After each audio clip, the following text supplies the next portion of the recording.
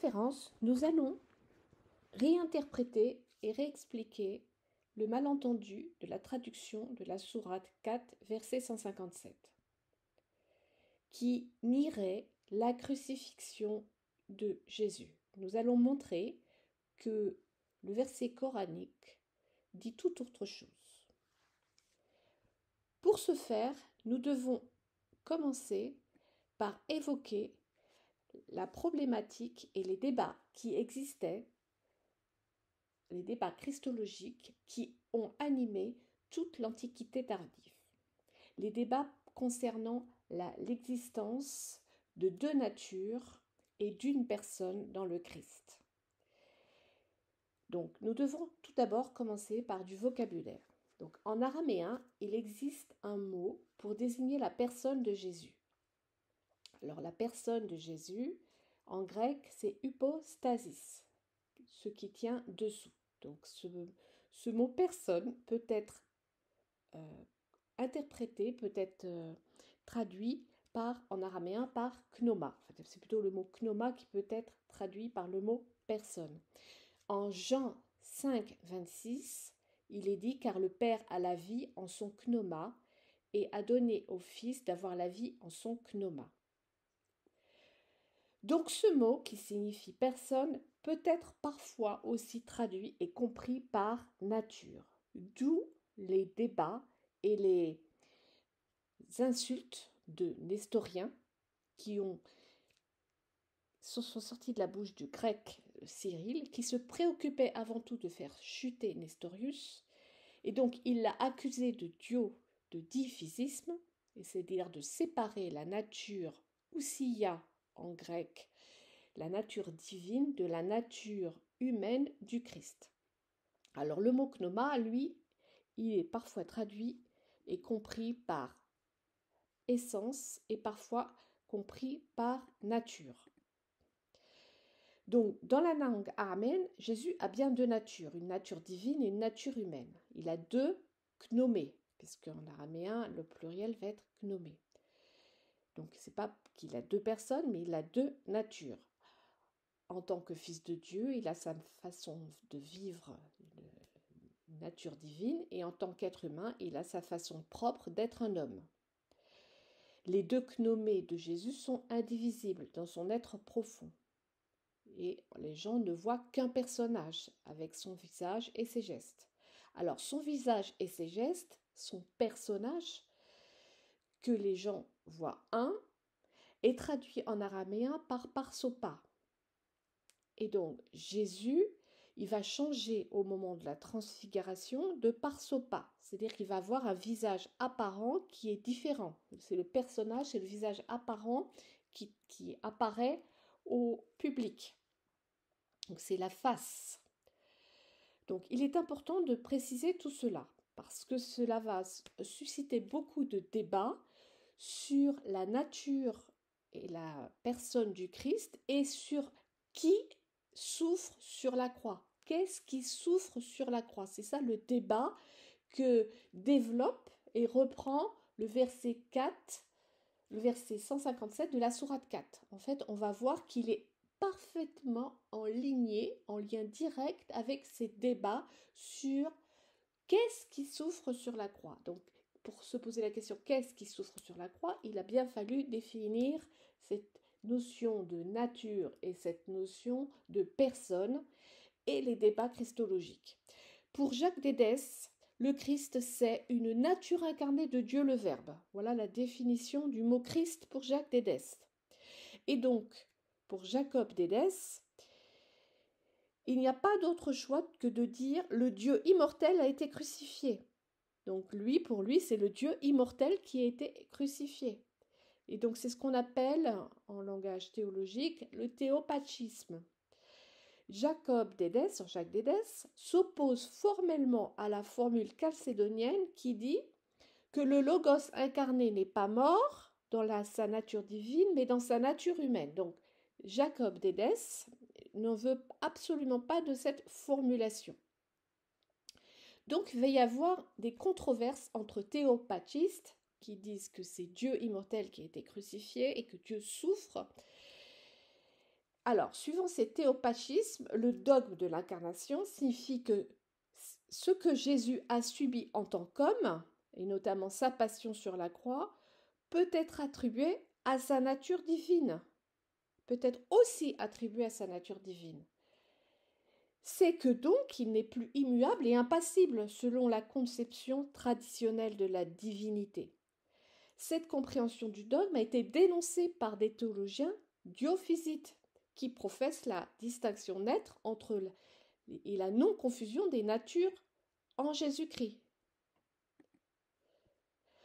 Pour les nestoriens, le mot Christ, attention, parce que là, on va dire dans la sourate 4, verset 157, le Messie.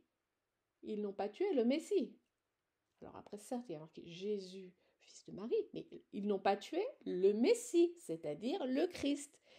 Et pour les nestoriens, le Christ, qu'est-ce que c'est? Et ils insistent là-dessus, les nestoriens. Ça désigne la personne résultant de l'union des deux natures. La personne résultant de l'union des deux natures, humaine et divine. Donc, pour les nestoriens, le corps du Christ est sans corruption à la conception et à la résurrection. Timothée, patriarche nestorien, enseigne que l'hypostase humaine, assumée par le Verbe, a une seule volonté et a revêtu lui, Dieu en lui. Donc la personne Messie, s'il englobe la nature divine et humaine du Christ comme cela est dans la conception nestorienne, le Messie ne peut pas souffrir ni être crucifié et sera insaisissable à la mort. Le Messie coranique va être élevé, Rapha, dans le verset juste après, 158 de la sourate 4. Il est en suspension, il n'a certainement pas connu la mort, puisque sa nature, elle est à la fois divine et humaine, mais sa nature divine n'est pas corruptible. Le texte de Sébéos, évêque arménien, récuse les deux natures du Christ et évoque les débats sur sa crucifixion. Donc, il faut considérer comme indigne et impossible pour Dieu de devenir homme et de naître d'une femme et d'éprouver toutes les passions humaines, d'être cloué sur la croix et de mourir. Or, si tout cela était impossible selon le corps, au Verbe de Dieu, il était impossible à la Vierge de concevoir sans homme, etc., etc. Donc, il y a tout un débat pour savoir qui souffre sur la croix. Donc là, le texte de Sébéos va être en contradiction avec ce qu'il appelle le Tumar de Léon et qui dit que c'est un monument d'hétérodoxie. Parce que c'est une scéléradesse de dire que le Seigneur Jésus avait deux natures, sans supprimer la différence entre ces deux natures. Et donc, il accuse le concile de vouloir purifier la puissance des deux natures, d'unir chacune avec sa forme, ne pas donner à la nature divine la bassesse de la nature humaine, ni à la nature humaine la richesse de la nature divine. Donc on voit qu'il y a un fort débat. Babaï le Grand refuse de dire Dieu a souffert et a été crucifié, parce que seule la nature de Jésus, selon eux, a subi ces épreuves, mais elle a été subie, unie à la divinité. Donc la théologie nestorienne ne rejette pas les deux natures, mais bien le principe de communicatio idiomatum. La formule des Chalcédoniens a été rejetée. Le logos incarné n'est pas mort dans sa divine nature, mais dans sa nature humaine. Donc le Christ, si on revient à la sourate 4, verset 157, n'est pas mort dans sa nature divine sur la croix. La nature divine n'a pas été crucifiée, mais c'est bien dans sa nature humaine.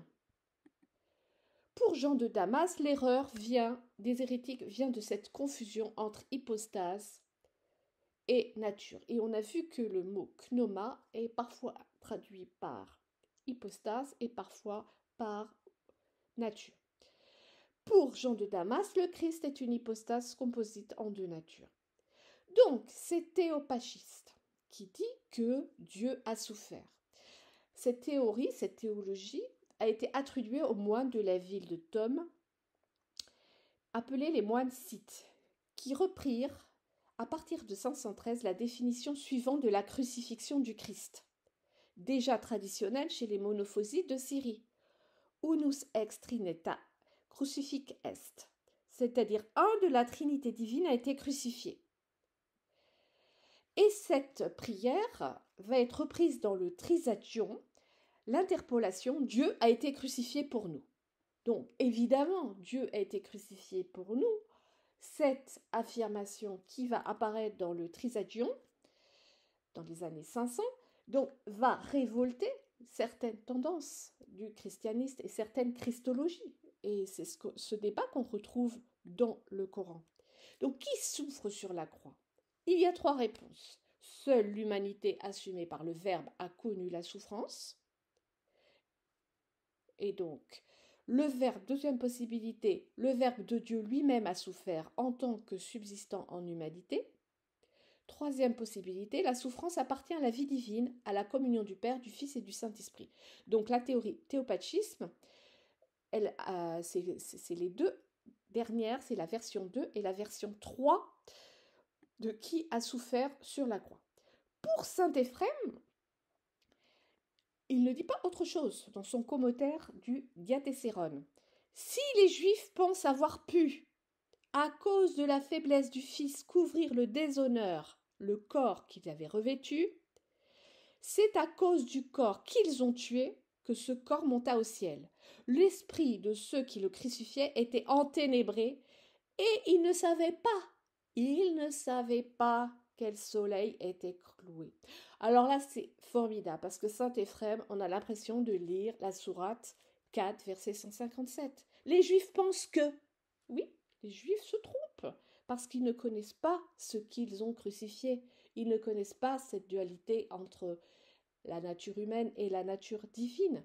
Donc ils ont cru couvrir de déshonneur le corps que le Verbe avait revêtu à cause du corps qu'ils ont tué. Donc ils ont tué le corps, mais il est monté au ciel. Et là aussi, on retrouve cette assertion dans le verset 4, le verset 158, 4 de la sourate 4. D'ailleurs, dans le Coran, il faut souligner une chose, que Jésus n'est jamais appelé Bassaran, contrairement à tous les prophètes. Il est, selon, alors là, c'est 2 concepts chrétiens, certes, les modifient, il est Verbe et Esprit. Donc, il est céleste. Donc, comment est-ce qu'il pourrait être crucifié selon cette conception coranique? Donc, nous constatons que le détexte saint Éphrem et verset 157 de la sourate 4 disent la même chose. Les Juifs prétendent avoir crucifié le Messie. Mais c'est un fait de l'enténébrement de leur esprit. L'authenticité des souffrances et de la mort du Christ est affirmée dans la réponse à la lettre des Syriens de la part de Nerzès, catholicos des Arméniens. Il a souffert, il a été crucifié et il est mort, et non en apparence. Donc on voit que ici encore, dans ce texte de Nerzès, on parle d'une apparence. Alors, il suffit maintenant de prendre le texte coranique. Le texte coranique que nous voyons ici, verset 157 de la sourate 4, il va utiliser des verbes et des mots qui vont parler de cette apparence. Alors, il y a Raftalou, Ladina, Khtalafou. المسيح عيسى ابن مريم رسول الله وما قتلوه وما صلبوه ولكن شبه لهم وإن الذين اختلفوا فيه لفي شك منه ما لهم به من علم إلا اتباع الظن وما قتلوه يقينا. qui veut dire diverger. Il y a la racine shin kaf kaf qui veut dire deviner. Il y a zani qui veut dire conjecture. Donc on voit bien que il y a un doute sur ce qui est fait au pauvre Jésus. Donc certaines traductions coraniques que nous avons trouvés disent, et leur dictons, nous avons tué le Messie, Jésus, fils de Marie, messager de Dieu. Et ils ne l'avaient pas tué ni crucifié, mais il leur semblait qu'ils l'avaient fait. Donc en fait, là, on n'est pas en train de dire que le Coran nie la crucifixion de Jésus, il nie la prétention des Juifs à avoir crucifié la deuxième personne de la Trinité. C'est tout simplement ça. Et ceux qui contestent, alors là justement, le Coran reprend, et ceux qui contestent qu'il y a une contestation, il y a une divergence, il y a débat, sont dans le doute à ce sujet.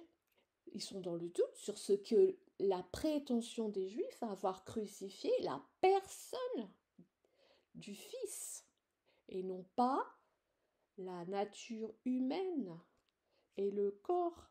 Ils n'ont d'autre connaissance que de suivre des conjectures. Ils n'ont pas tué avec certitude. Nous avons trouvé ça dans une traduction islamique. C'est le Coran seul. Donc, ils ne l'ont pas tué avec certitude. Nous avons tué. Donc, leur dicton, c'est ils récusent l'assertion des Juifs d'avoir tué la deuxième personne de la Trinité. Alors, pour Gabriel Soma, il va encore plus loin parce qu'il dit que wama, qui est traduit par une négation, peut être traduit en arabe comme en syriaque par ce que, par la formulation ce que nous avons tué. Et non, nous n'avons pas tué ce que nous avons tué. Et Soma va encore plus loin, il dit que le mot shubiha vient non pas de l'arabe, mais de l'araméen, shubi, ça veut dire louer. Et donc Soma propose cette traduction, ils disent, donc les Juifs disent que nous avons tué le Messie, fils de Marie, ceux qu'ils tuèrent et ceux qu'ils crucifièrent, et non pas, et bénis, puisque choupa, c'est pas un doute, choubiha, ça serait pas le doute, mais ça serait la bénédiction. Donc, nous allons nous arrêter là et proposer toutes ces traductions, qu'elles soient islamiques ou d'origine araméenne. Donc, les Juifs ne l'ont pas tué, ils ne l'ont pas crucifié, mais ils ont glorifié. Ensuite, il y a eu divergence, il y a eu des hypothèses venant d'eux et d'autres. Il n'y avait pas un vrai savoir, donc le savoir de ce que vraiment a été crucifié, de ce qui a été crucifié et ce qui a été tué, et dans le doute, ils l'ont tué de façon allégorique, imaginaire, symbolique, donc ils sont dans une conjecture totale sur ce qu'ils ont tué et sur ce qu'ils ont fait. En tout cas, c'est une présomption et c'est une hypothèse des Juifs.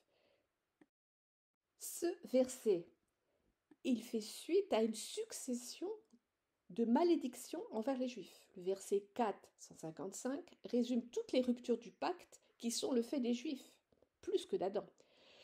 Ils ont rompu le sabbat, la prosternation devant la porte, le beurre des prophètes, l'énorme calomnie de Marie, leur prétention d'assassiner Jésus, alors que pourtant seul Allah possède cette capacité. Ils ont été maudits à cause de la rupture de l'engagement et de leur meurtre injustifié des prophètes. Ils ont rompu volontairement le pacte. Ils n'ont pas respecté leur engagement à n'adorer qu'Allah et de faire du bien envers les pères, mères, orphelins et nécessiteux.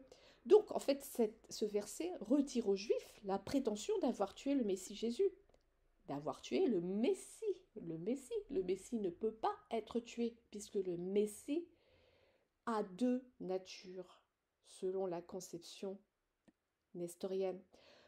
Donc, en fait, finalement, le verset confirme absolument les propos de Jésus. Personne ne m'ôte la vie, mais je la donne de moi-même. J'ai le pouvoir de la donner, j'ai le pouvoir de la reprendre. Tel est l'ordre que j'ai reçu du Père. Donc, il n'y a absolument pas de contradiction avec ni les propos de Jésus. Et ce débat du verset 157 est en conformité et en écho et en résonance avec tous les débats christologiques sur qu'est-ce qui a souffert sur la croix. Et ce débat n'est toujours pas clos.